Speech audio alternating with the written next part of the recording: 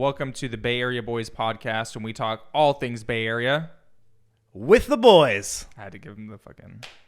Well, usually it's me who starts the show. But I'm your host, Roland Osage. This is my co-host. All right, what's happening here? You're coming in hot, this is dude. Backwards, You're coming in hot, which is fine. I like it. I like it. I think we're gonna riff a little bit more today. Like, we want to stick to our topics, but I think we're gonna just let bygones be bygones. That makes no sense in context at all. No sense whatsoever. I think you guys got riled up. Yeah, we did. Yeah, I know. I'm saying we're coming in looped up. Coming in loose, man. But first topic we want to talk about is California Forever. California Forever. You heard about this, Johnny? Damn. So it's the new talk of the town. It's the new talk of the whole Bay Area right now. Yeah. Not even just East Bay, not even just. Do you call yourself North Bay? Is Solano County North Bay? That's there. I don't think there's really a designation to it. You know what I've always counted as like the correct areas is Craigslist. If you're going Craigslist, like Benicia and like those fall under East Bay. Technically they do. Yeah. Yeah, I don't think there is because North Bay, when people say North Bay, they're talking about San Francisco. Like when I hear North Bay, I hear the neighborhood in San Francisco. Yeah, it's Italy. Little Italy is North. Or North Beach, I should say. North Bay is like Napa, and it's like. I've never heard of that like delineage used for that area. Yeah. We'll have to dive into this. And also, I don't know if I want Craigslist being the end all be all. They've been around for a fucking long time. Yeah, but is that a good thing? There's a lot going on Craigslist. There is. We should actually dive into like the whole like what we feel is and isn't and all that stuff. That would do really well too. Okay. I'm done with that. But anyways, Silicon Valley billionaires have purchased about, what is it? 550 acres? 55,000 acres. 55,000 acres. And there's there's a lot of farmers, a lot of officials that I think this is actually really like problematic. Well, yeah, because there are a lot of things in place that combat against city creep. City creep, I can't remember the exact term, where they don't let city limits creep into their agricultural land. Yeah. It basically makes cities kind of stay where they are, so it doesn't just spill out into lands that farmers and other agricultural workers need. Yeah. I mean, it is important though too, because a lot of these places, Vacaville, Dixon, they're just heavy agricultural areas. So you start building all this housing and then like turning this agricultural land into, residential developments and things like that.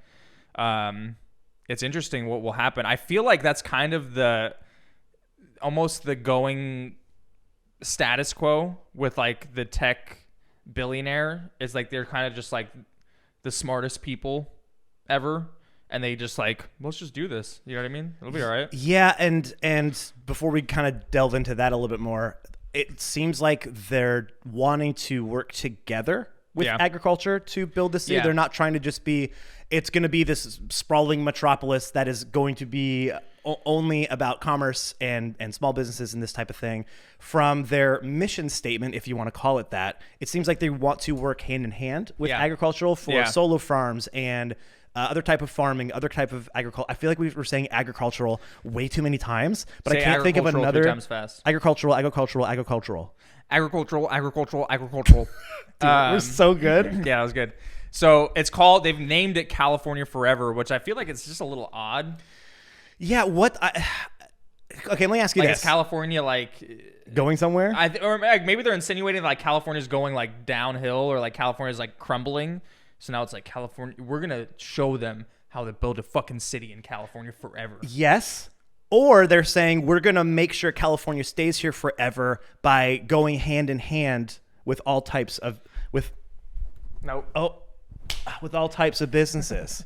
Maybe that's what they're doing, right? Yeah. Let me ask you this.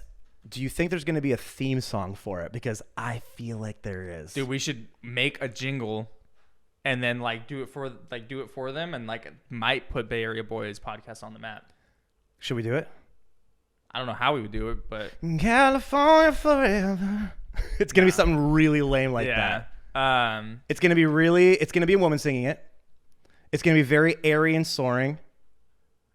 It needs to be the Full House. You should have been mic'd up. It's all good though.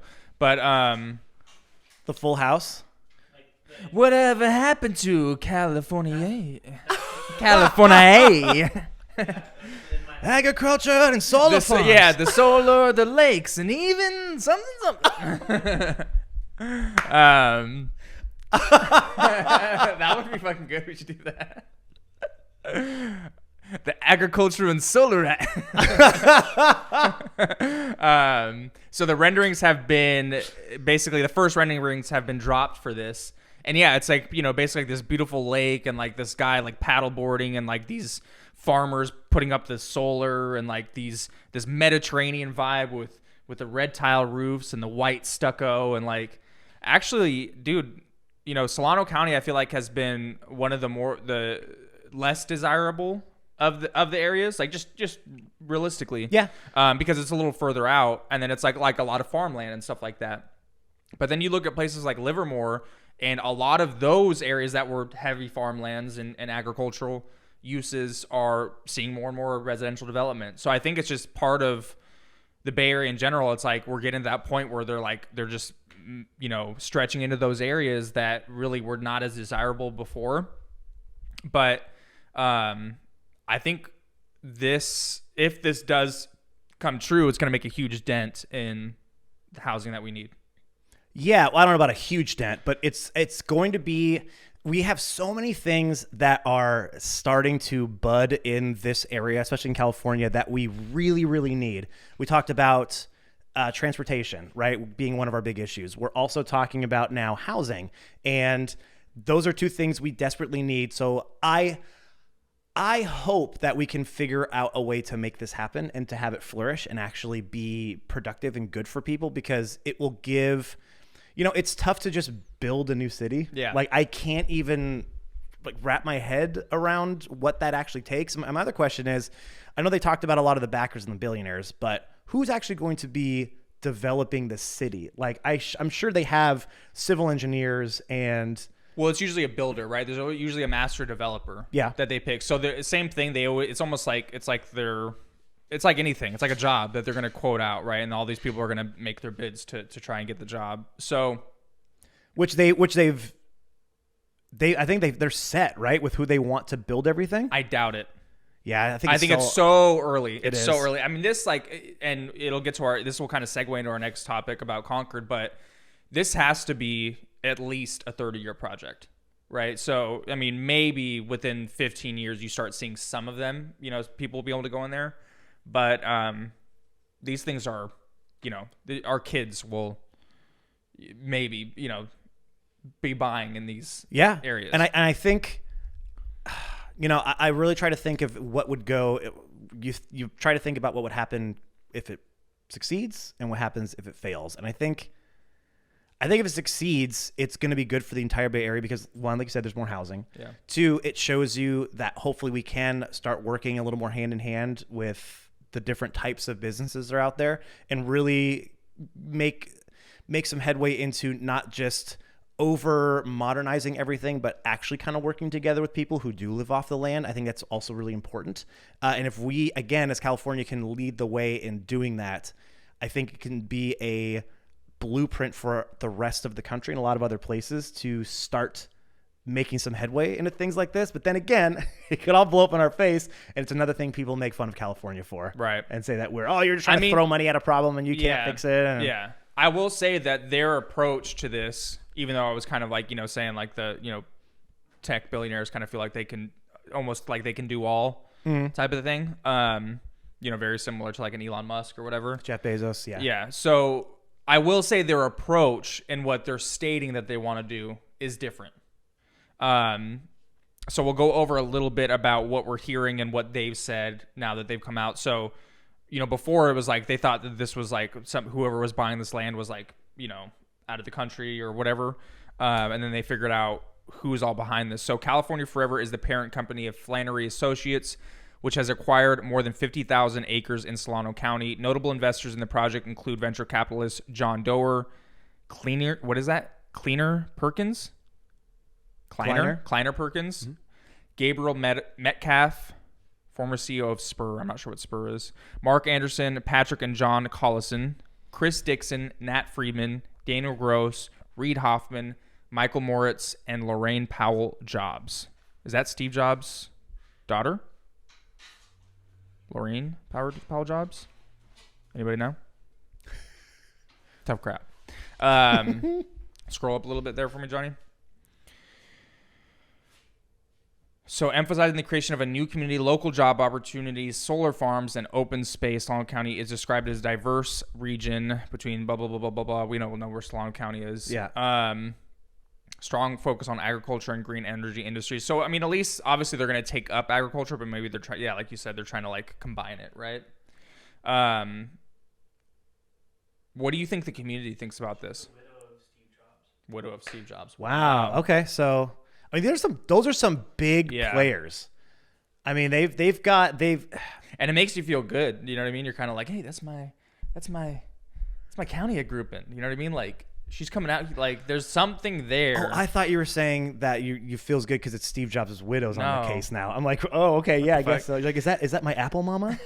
she's got me all swaddled up for this job. Okay. Thanks. Thanks, Apple mommy.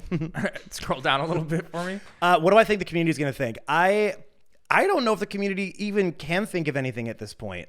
I think people can have their opinions of what it might be and what it might look like, but we just don't know enough to really form a solid opinion. Yeah. I know that a lot of farmers and people in agriculture have already come out with their worries, which I can completely understand that.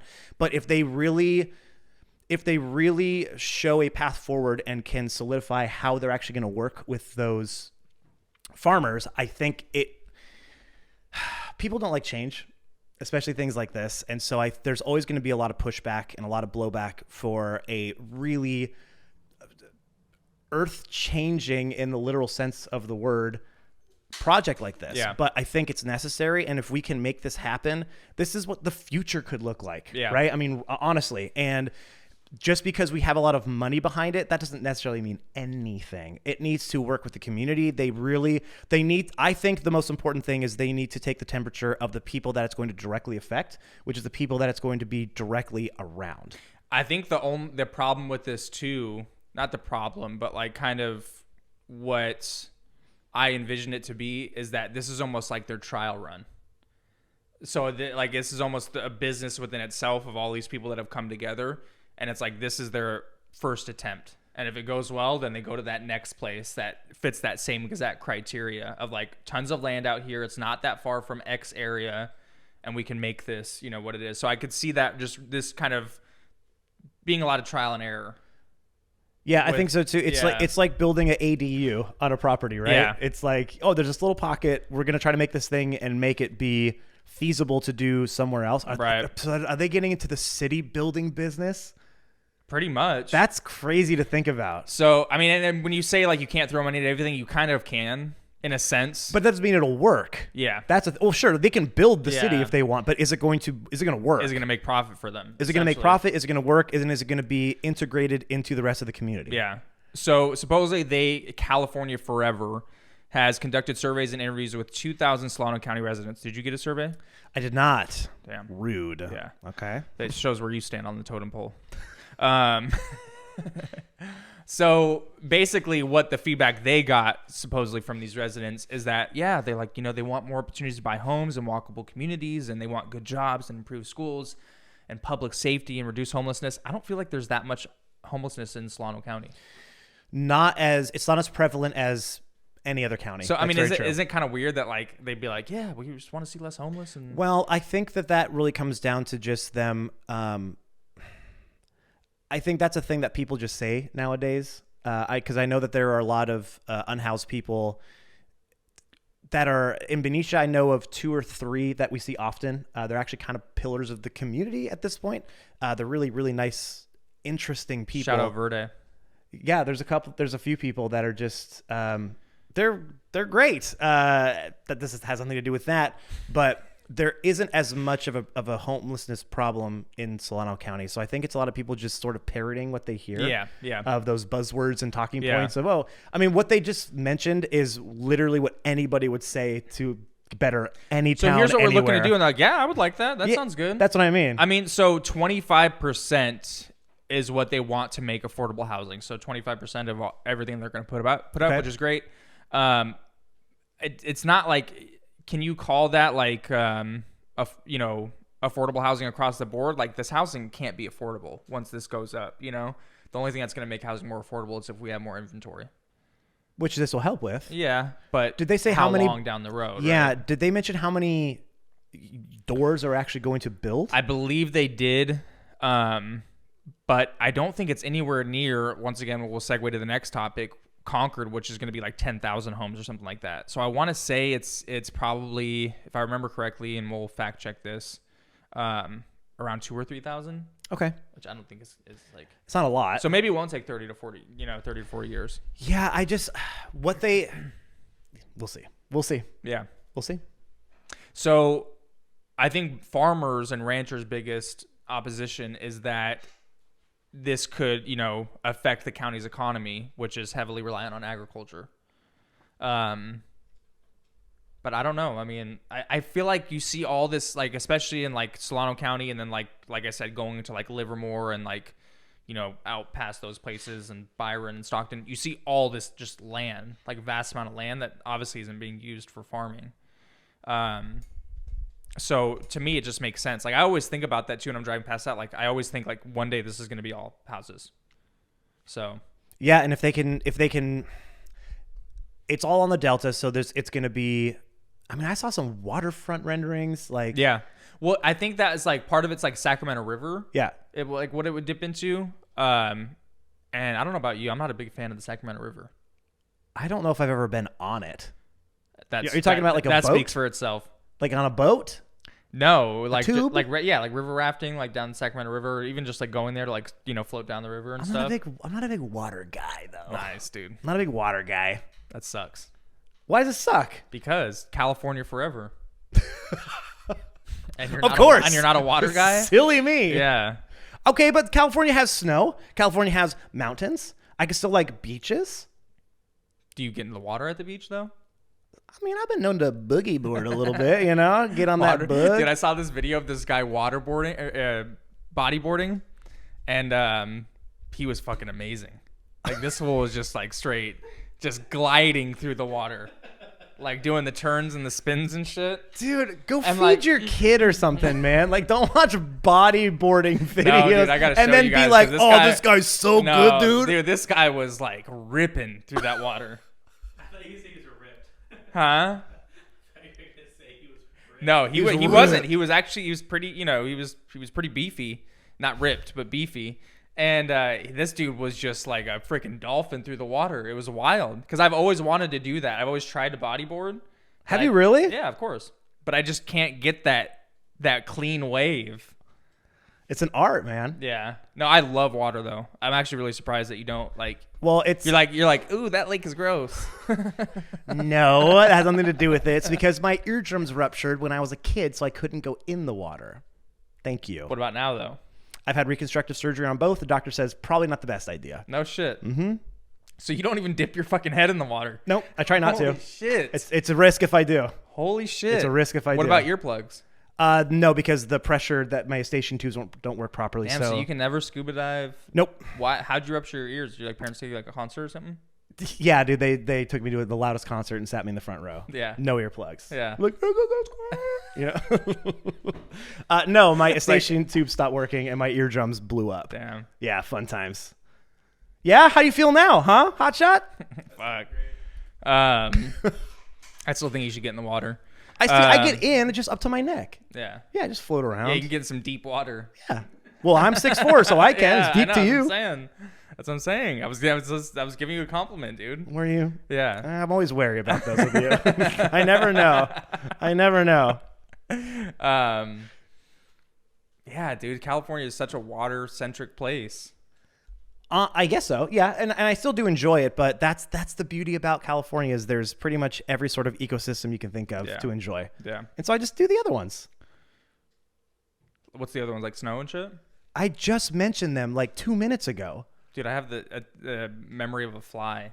My long-term memory is fucking amazing. Snow. Yep. Mountains. Forests. I don't really see you climbing mountains. I'm not a like rock climber. Yeah, okay. But I can hike. I like trails. Okay. Have you done Alameda Falls?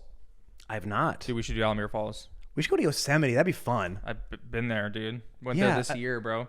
Okay, so Took did my I. 2-month-old child there, dude. That's so cute. Did you put him in a little forest ranger outfit? No, I should have though. I would have died. No, yo, so that's another one where like, dude, it's summer in Yosemite, like climb up this rock waterfall, and then there's like this giant pool right below the waterfall that you could swim in. That sounds incredible. Yeah. See, that's the kind of stuff I like. Yeah. I don't need to go in water. There's plenty of other things. California forever. So yeah, basically that is the gist of California Forever, and Silicon Valley is backing it, and we will see how it pans out. Yeah, we'll definitely give more updates if and when come out. I think you're on the right track. I think it's going to be a very slow rollout. What's that feedback coming from? The headphones probably. Oh, okay, cool. So yeah, it'll be. You know what we should do? We should do like maybe it's 15 years out, 20 years out, 10 years out. We should do a 10-year long video. Like what was that movie called? Boyhood. Thank you. Yeah, we should do that where it's like, it's like we're like standing there like at the site, we're like, man, I can't wait to sell this place. You know what I mean? Then like save the footage, and then like 5-10 years later, when we're real estate moguls and we run our cities, it's time. Yeah, we've been waiting for this moment for 10 years. We'll put a time lapse video and just keep a camera there forever. It's just check up on it every once in a while. The biggest file of all time to edit. But we should do something like that. Would be absolutely incredible. That would break the boundaries of real estate marketing, I think. Let's do it. Sort of like, I feel like Boyhood was kind of underwhelming though for what that buildup of like, oh, this movie's been shot over the last 20 years. And like, it was amazing because I've always thought about that as a kid, and it was like, that's why I saw it.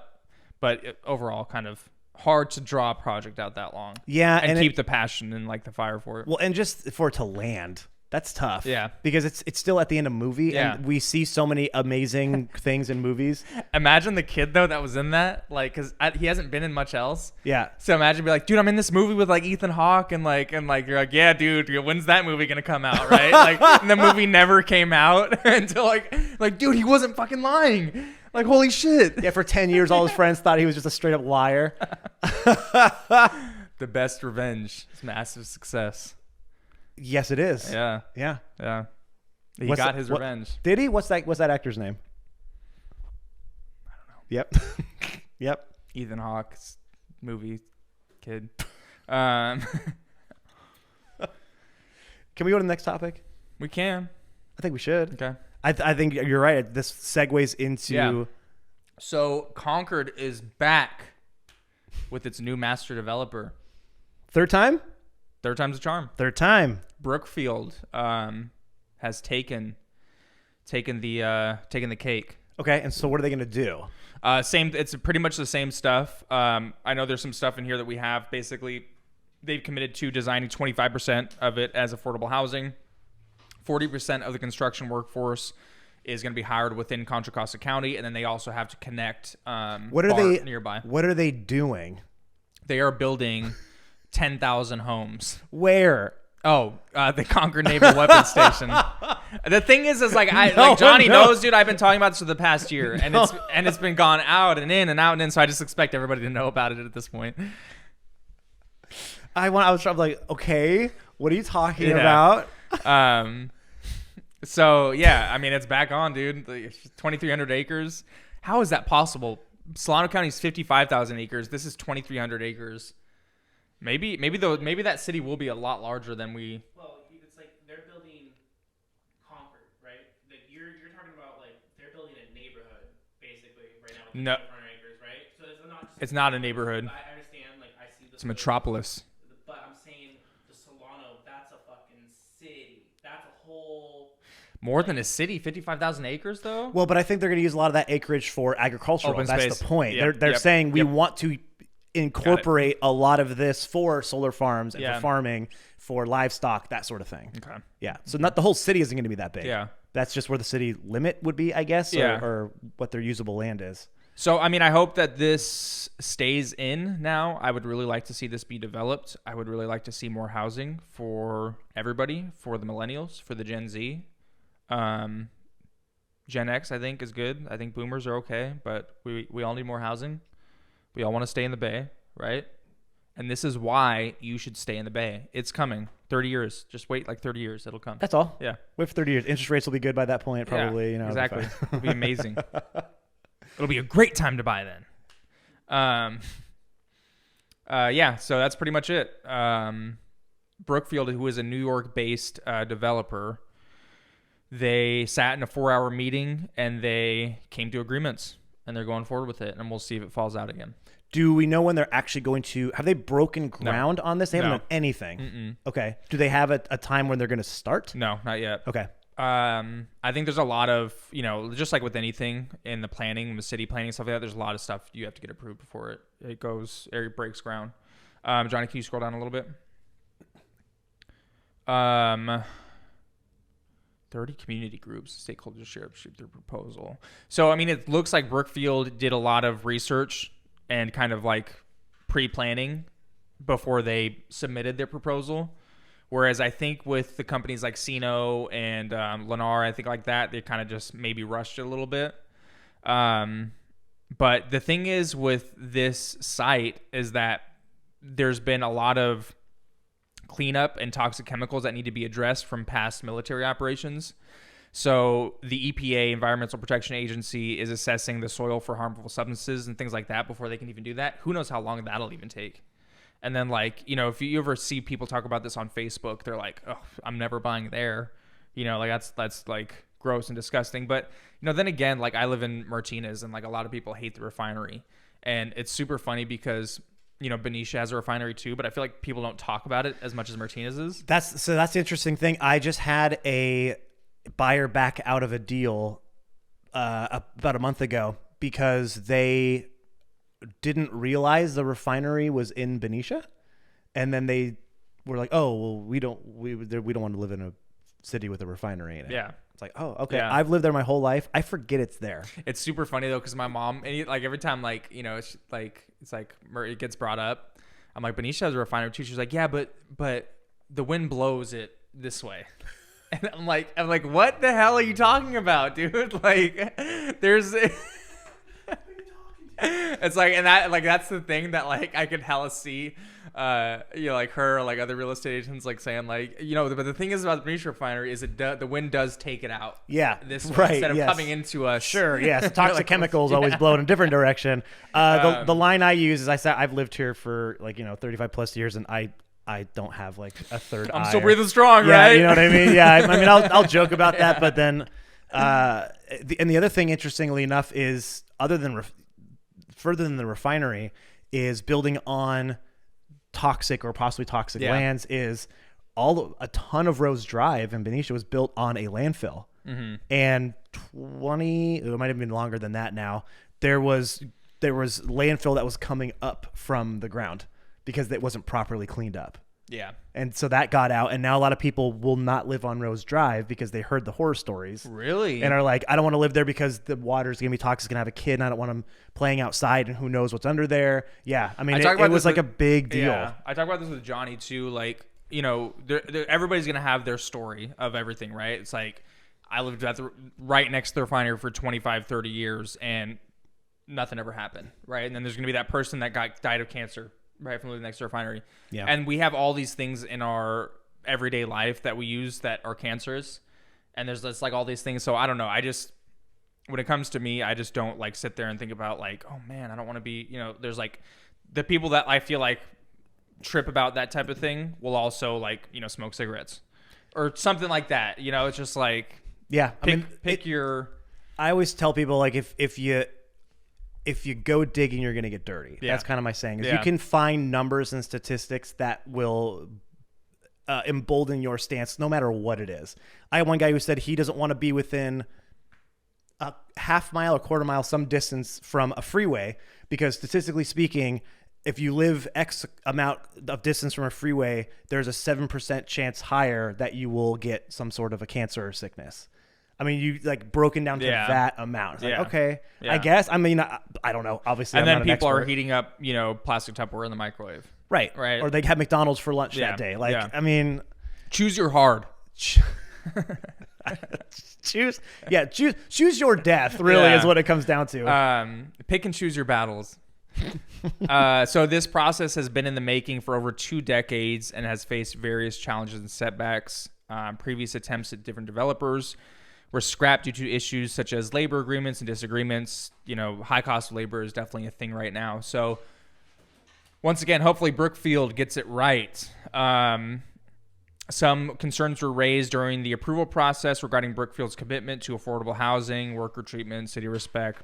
Same thing that I know you don't know a lot about this, Matt, but it's like, I swear it's been the same exact thing every single time. Yeah.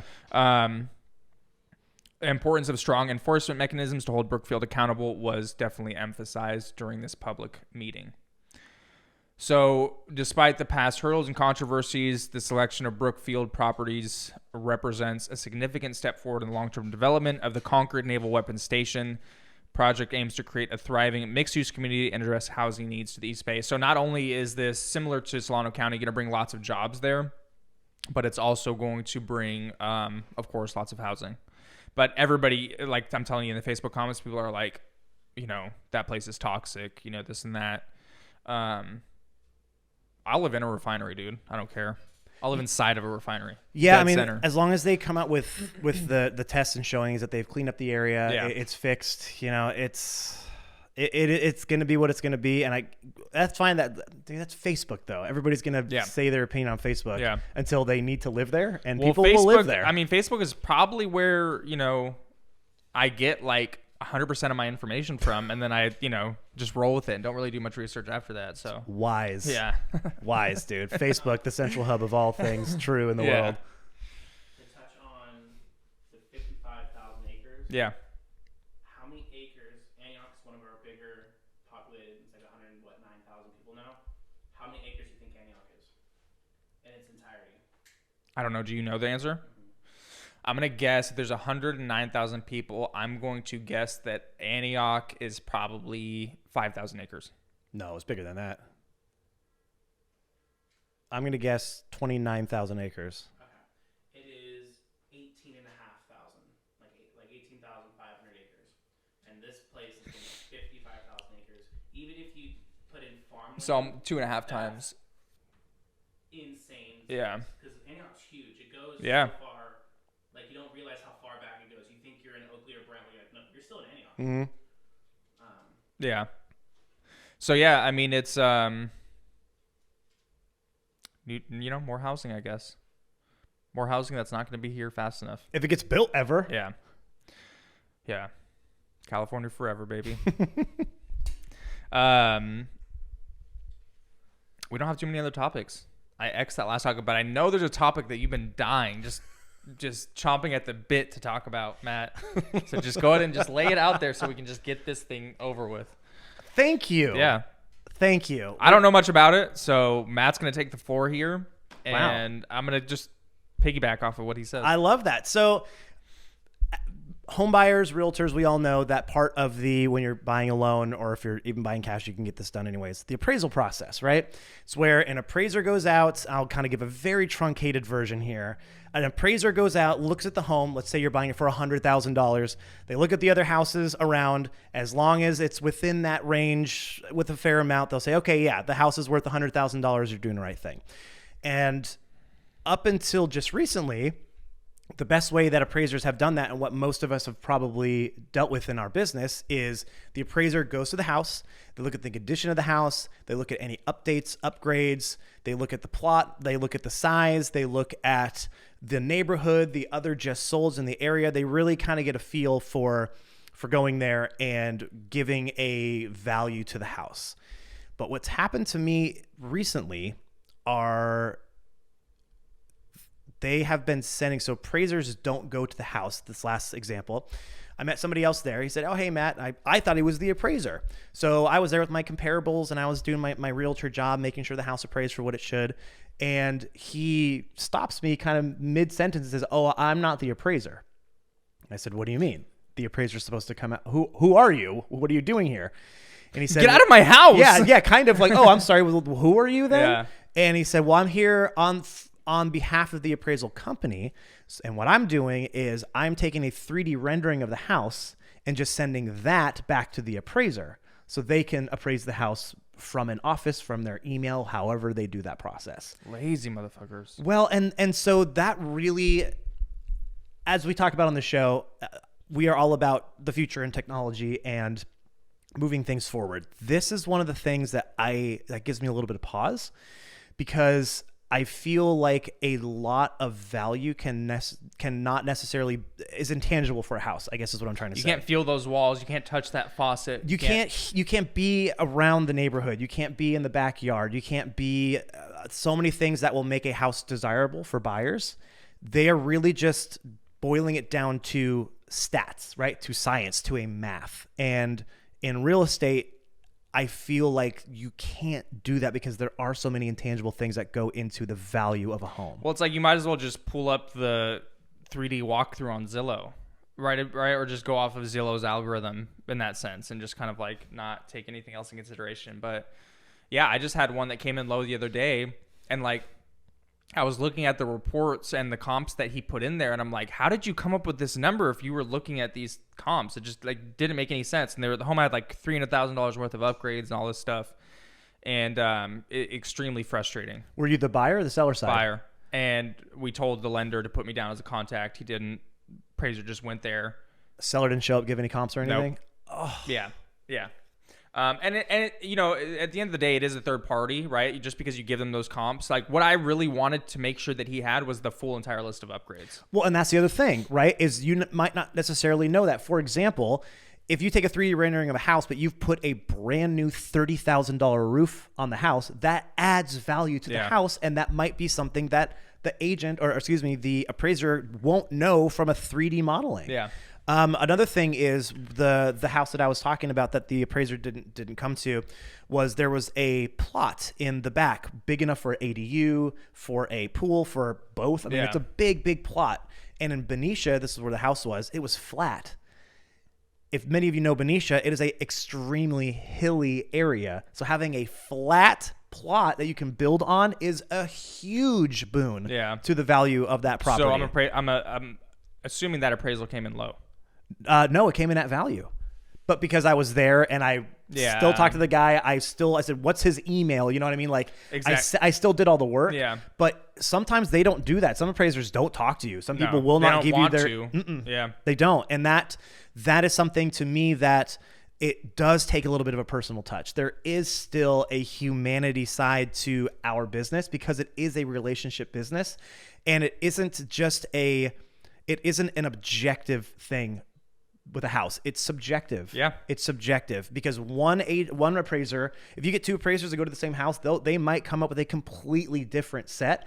And I think that when you even take that part out of it and just take pictures and send it, I think it boils it down to too much of just a numbers game, which you should take your emotions out of it. But I think the pendulum swings way too far to that side where you still do need the person to just feel that vibe of the area of the house, of the size of it, right? Because sometimes you might not feel like, oh, this feels way more open because of the sunlight and the windows. I mean, it really adds a lot of factors to a home that could be huge selling points for sellers and buying points for buyers that are completely just looked over. And if that appraisal comes in way low, you could possibly ruin that deal for both people. Yeah. And that's the danger of it to me. And that was what really kind of caught me off guard. So you're basically anti-technology. No, I prefaced by saying we are moving forward with technology and we're big proponents of that. But I think that there still needs to be I can't imagine just doing my business only through text, right? We do a lot of it through text because we can talk to a lot of clients at the same time. We can manage a lot of things, emails, texts. But when it comes to dealing with the people, you got to meet them. You have to be with them and, shake their hands and look into their eyes and have that point of contact. Yeah. Because there is so much emotional turmoil when it comes to real estate. Well, that's what kind of baffled me too when I was speaking with Abdullah, who's an insurance agent here in the Bay Area, and he was telling me that basically when it comes to, if a house is insurable or not, it's all based off of an algorithm, like technology. And I've found that like extremely like concerning because same thing, right? It's like we're like, wait, what? I'm not even next to a hill. Like I know there's like maybe my neighborhood has some hills in it, but like the chances of my house catching fire, like, and it's like it is what it is. And there's not like that human underwriter that's like on Google Earth and like, yeah, no, we'll probably be okay here. It's like it's wild, dude. So obviously we're just going more and more and more to that. Yeah, it's those big blankets. For example, there's Fairfield, there are areas where the entirety is in a flood zone. Even if there's no water anywhere near it and there's zero chance of flooding because of their elevation, they're technically in a flood zone. You have to get flood insurance to buy houses out there, which is crazy to me. But then again, look at the heavy rain we had, right? Where some of those probably did get a little bit flooded. But then it goes to like what's next when it comes to the underwriting the loan process. Is that going to now all be our underwriter's going to be gone, and then it's going to be like, dude, no, that doesn't make any sense. Like his debt to income is this and this, and it's like, it is what it is. Yeah, and there are a lot of third parties that are pushing that kind of thing, especially with lenders. It's like what's it called? AI? No, yeah, that's it. No, like Rocket Mortgage companies like that. Not that I'm throwing them under the bus or anything, but where you basically just click a button and it says you're approved. Yeah. With nothing other than just a few numbers, sort of, that it gets to. How much do you make in a year? Yeah, you could lie about that. Your debt to income, there's the clicks of a button thing, and that's kind of the danger of it, right? Same thing with Zestimates, same kind of thing where you don't want to take that number as gospel because it's just a lump of numbers. It amalgamates together and spits out a number that's kind of close, sort of. But the problem is just getting a general idea of what your house is worth is one thing. If that same technology is used where it has to be a finite number or the deal falls apart, that's a whole nother story. Agreed. Now my sister's calling me back. Answer it right now. All right. Katie, she's live on the Bay Area Boy. You right now you're live on a podcast with me and Roland. Hi guys. Hey. Hi. I had a question for you. This came up I have an answer. Okay, this came up a little bit earlier, and I felt like you would be one of the best litmus tests for it. Okay. Okay. That's actually not true, but go on. Yeah, that's actually true. Yes, okay. It is. Yeah. Okay. So I have an opportunity. I kind of say, Katie, I have an opportunity where I have to go live on a deserted island for a year. I won't have any contact with anybody. I'll be fine, but I make $1 million when I come home. Are you mad at me? Absolutely not. Why not? Because I know you'll be fine and you'll pay me out. Boom! Ask her the question. What would she do? What would you do, Katie? I'd die in a day. Okay, but I mean, there's no day, like you'd live basically. Is that the end of the day? You don't have to find your own food. You don't have to find your own water. Would you do it? Would I do it? Yeah. I guarantee I come home alive? Yes. Absolutely, I'd do it. Okay, even though you have kids. $1 million? Uh-huh. Yeah, I think I would. Yep. Johnny said you wouldn't see your kids for a year and you'd miss a whole year of their life. $1 million. Bingo. Would set them up for college and their entire future. Okay, one more. Give her the gorilla and black mambas. Okay, Roland wants to ask one more. If you were trapped in a mall with 10 black mambas or a gorilla and you had to survive through the night, which one would you rather be trapped with? A gorilla. Okay, why? Why more than the snakes? Because snakes are slithery and fucking fast, and there's 10 of them. They're not that fast. Are they? I think of the wrong animal. I don't know. Okay. So you go with the gorilla. I think a gorilla. You only have to hide from one thing instead of keeping your eyes peeled for 10. My anxiety, I'd just die right there on the spot. Well, thank you for answering those questions and calling me back, Katie. I appreciate it. You're welcome. I love you. Bye. Bye. Bye. Told you. I told you guys, every woman picks the gorilla. That's really interesting. It's very weird. Should I call one more person to see? Should we try to test the gorilla theory? Yeah. Who are you going to call? Oh! Who are you calling? I'm calling Lauren. Who's Lauren? Quatch? No. Who's Lauren? Another girl in my life. She might not pick up, though. Which would be really sad, actually. Please pick up. Oh, no. How do you know Christy doesn't have service? Because You've reached Lauren Block. Oh. Call Lauren Quatch.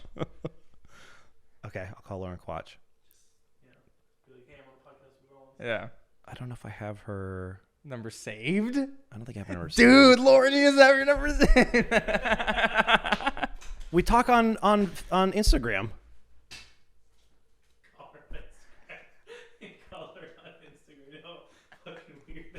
I'm not gonna call her on Instagram. Hold on, I'm gonna call. I know who I'm call her gonna on call. Instagram. You ever have someone try to call you up like Snapchat or something? And you're like, dude, what's wrong with you? If Yes. you don't have my number, that means you're not allowed to call me. Here we go. Oh my god, you calling her on Instagram? No, He totally is. no, I'm not. I'm gonna call her. Is no one gonna pick up Dude, for me? she's not picking up. Hello? Jane, Yeah. you are on a podcast with me and Roland right now. What's up, Jane? Ooh. What's up? We have a real hard hitting question for you. Yeah, I'm sure it's really hard hitting. Damn. Okay. You are trapped in a mall and have to survive the night. You can either be trapped in there with 10 black mambas or What one. did you just say?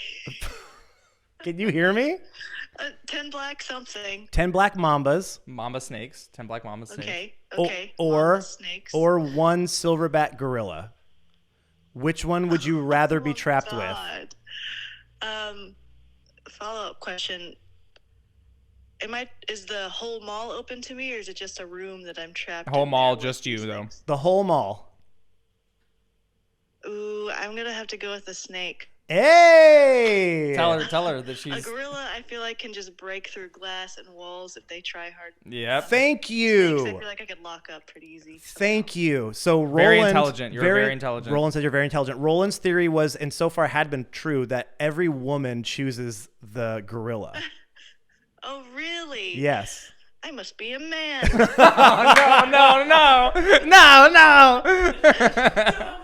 All right, that's all, Jane. Why would they choose the gorilla? That's I what don't it's wanna know. been. I don't know. That's just what they've said. They say like, oh, it's easier to hide from one They're gorilla like, than 10 I'm scared of snakes. snakes. Like snakes are scary. I don't. Snakes are snakes. Yeah, I it's like think gorillas you are can jump terrifying over one, sometimes. right? Like you just like. Jump over. I mean, one? like you're trapped and you're just like, oh shit. You know what I mean? Like you're not doing that with a gorilla. That's true. All right, thanks, Jane. Yeah, no problem. I'll talk to you later. Bye. Bye. I love my friends, dude. Yeah, that's awesome. All right, man. I think that was good. That was a solid. productive. Yeah. That was a fun one. I'm glad she proved the theory wrong too. She did prove the theory wrong. Yeah. And if you're out there watching, what would you choose? Let us know in the comments. Let us know in the Below. comments below. And thank you, everyone, for tuning in to this episode of Bay Area Boys. Always appreciate you watching along and interacting with us. You guys have been fantastic over the last few months of us trying to grow this thing.